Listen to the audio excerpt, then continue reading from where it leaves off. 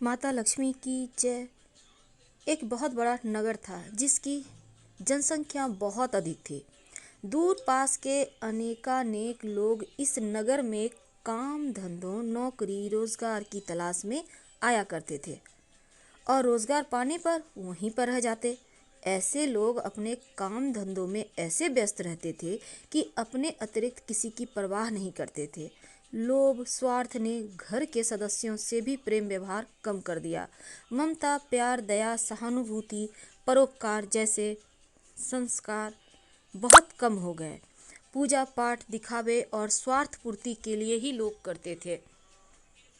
श्रद्धापूर्वक भक्ति भाव से प्रभु भजन एवं कीर्तन नाम मात्र की ही थी। हेरा फेरी बेईमानी शराब जुआ व्यभिचार आदि धर्म विरुद्ध कार्यों को ही लोग जीवन का सुख मानते थे।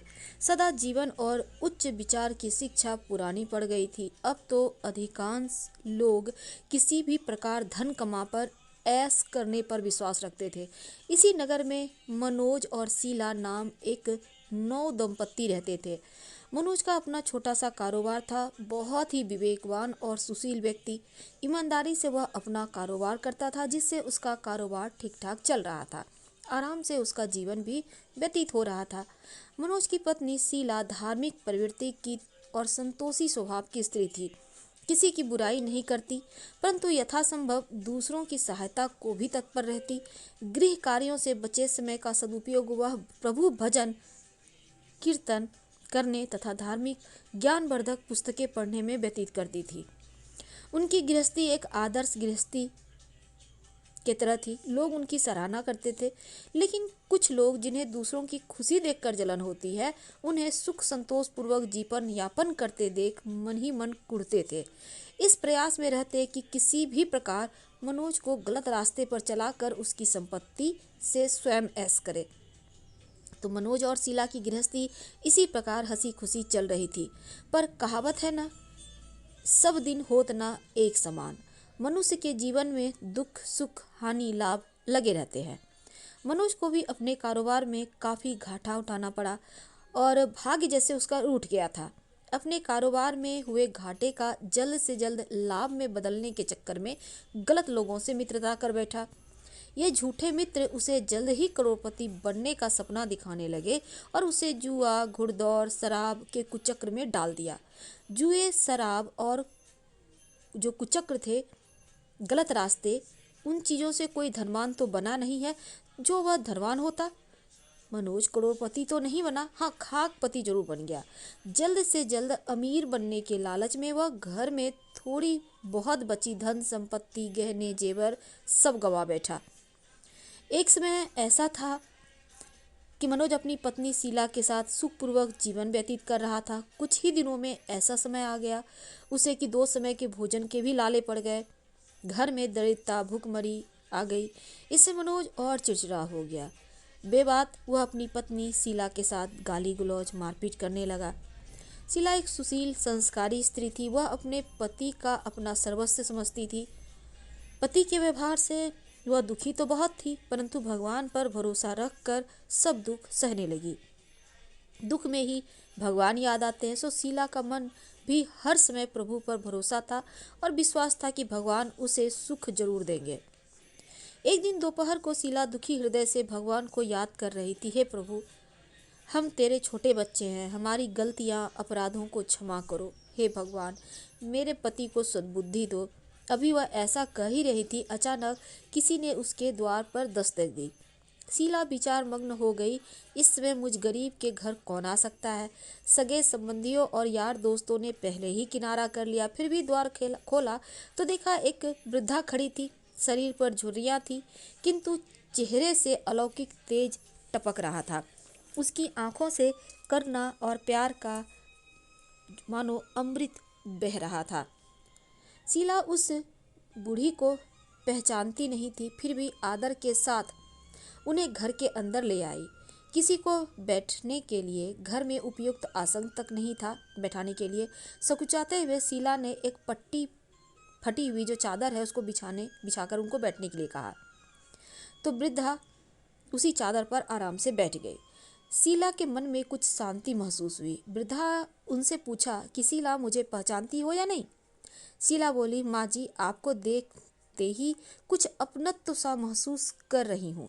ऐसा लगता है कि आप मेरे बहुत नज़दीक हो। आपको देखकर मेरा रोम रोम खिल उठा है, जैसा प्रायः विशेष परिचित व्यक्ति से मिलने पर होता है। किंतु मुझे कुछ याद नहीं पड़ता मैंने आपको कहाँ देखा था।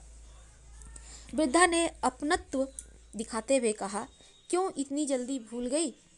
अभी कुछ दिन पहले ही तो तू लक्ष्मी जी के मंदिर में शुक्रवार को भजन कीर्तन में आती थी, तो मैं भी उसमें जाया करती हूँ। हर शुक्रवार को मैं तुमसे वहाँ मिलती थी। जब से शीला का मन पति जो गलत लोगों की संगत में बैठकर धन लुटाने लगा था, शीला बाहर निकलने में शर्म महसूस करती थी, इसलिए मंदिर जाना भी बंद कर दिया था। शीला ने याद करने की कोशिश की कि वह उस बुढ़िया माँ से कब मिली थी, परंतु याद ना आया। तभी वृद्धा बोली, बेटी, तू मंदिर में कितने मधुर भजन गाती थी। बहुत दिन से तू वहाँ नहीं आई। मैंने सोचा चलो चलकर देखती हूँ, कहीं तू बीमार तो नहीं हो गई।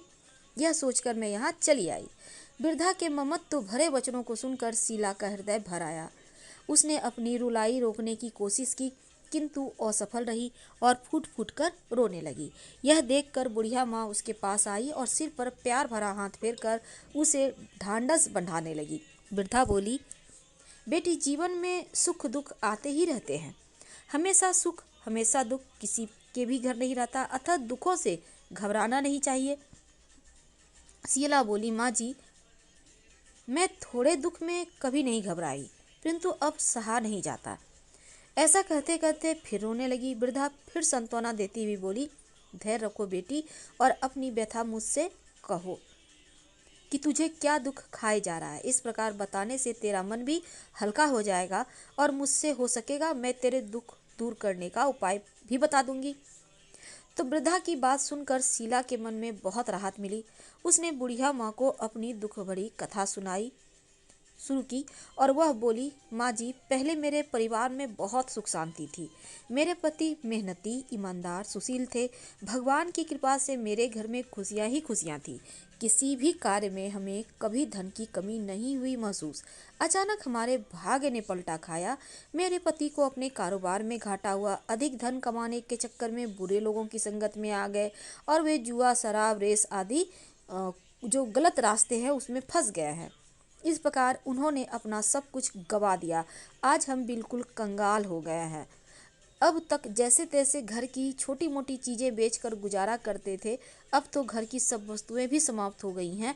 हम दर दर की ठोकरें खाने वाले भिखारी हो गए हैं। वृद्धा बोली, बेटी, कर्म की गति बड़ी न्यारी होती है। मनुष्य यदि अच्छे कर्म करे तो दुख नहीं उठाने पड़ते। कुछ पिछले जन्मों के कारण लाभ, हानि, सुख, दुख मनुष्य पर आते हैं।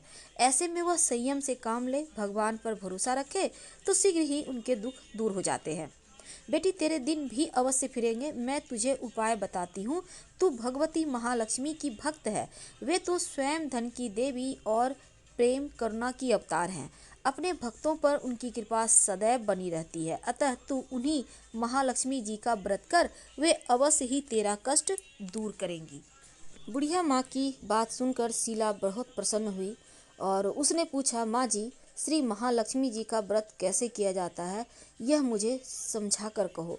मैं इस व्रत को अवश्य करूँगी। बुढ़िया ने कहा, बेटी, श्री महालक्ष्मी जी का व्रत बहुत ही सरल है। इसके करने से धन संपत्ति, सुख, वैभव, यश प्राप्त होता है। कुंवारी कन्या को मनचाहा पति मिले, निसंतान को संतान हो, खोई हुई वस्तु वापस मिले और कोई अन्य मनोकामनाएं भी इस व्रत को करने से पूर्ण होती है। धन वैभव प्रदान करने के कारण ही देवी महालक्ष्मी को धन लक्ष्मी और वैभव लक्ष्मी भी कहा जाता है। शुक्रवार देवी का दिन होता है, इसलिए यह व्रत शुक्रवार को ही किया जाता है। व्रत करने वाले को सुबह स्नान वगैरह से निवृत्त होकर भगवान माँ महालक्ष्मी, जय वैभव लक्ष्मी माँ का निरंतर जाप करते रहना चाहिए।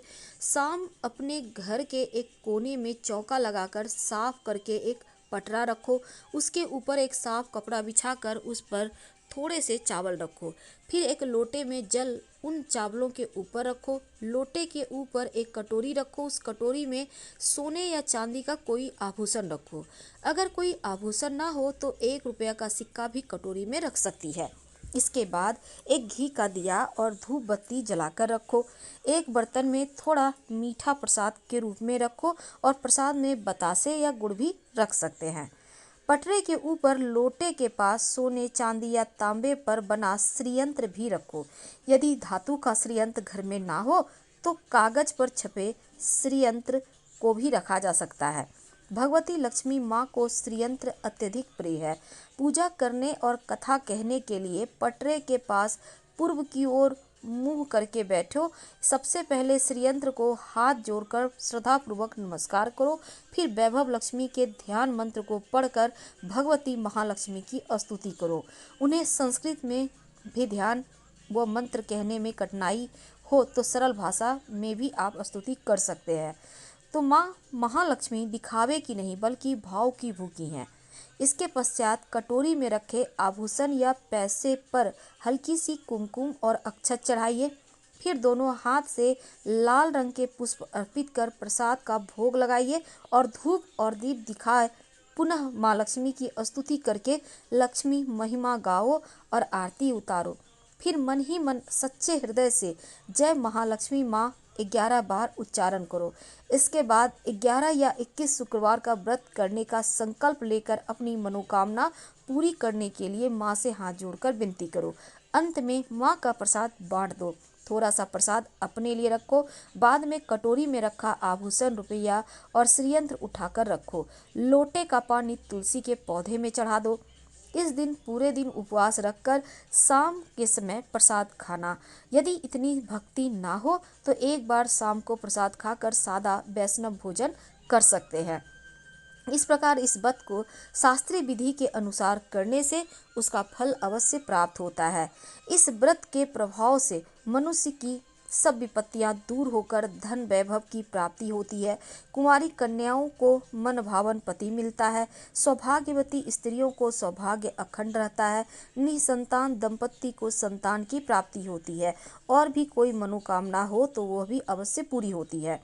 शीला यह सुनकर बहुत प्रसन्न हुई और उसने कहा, माता जी, आपने यह जो श्री वैभव लक्ष्मी के व्रत की विधि बताई है उसे मैं अवश्य करूंगी। आप कृपा करके मुझे इसकी उद्यापन विधि भी समझाकर बताइए। वृद्धा ने कहा, बेटी, इस व्रत की उद्यापन करने की विधि बहुत सरल है, ध्यान से सुनो। 11 या 21 जितने शुक्रवार का व्रत करने का संकल्प किया है उतने व्रत पूर्ण श्रद्धा भक्ति पूर्वक पूरे होने का अंतिम शुक्रवार को उद्यापन किया जाता है। इस दिन पूजा विधि हर शुक्रवार को की गई पूजा विधि की तरह ही होती है। इस दिन प्रसाद के लिए नारियल की गरी और खीर का प्रसाद वितरित किया जाता है।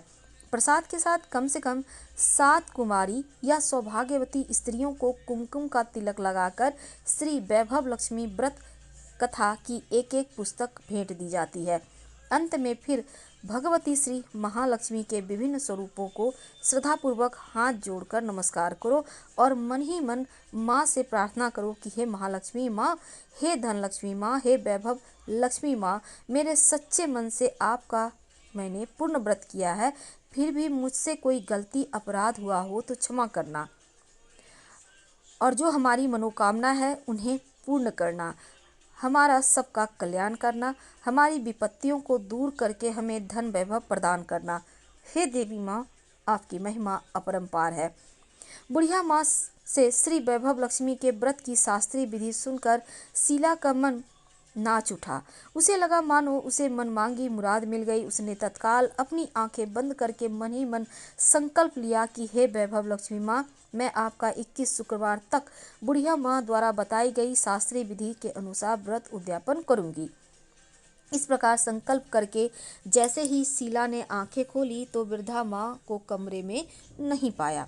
उसने घर से बाहर जाकर देखा किंतु वहाँ भी कोई माजी दिखाई न दी।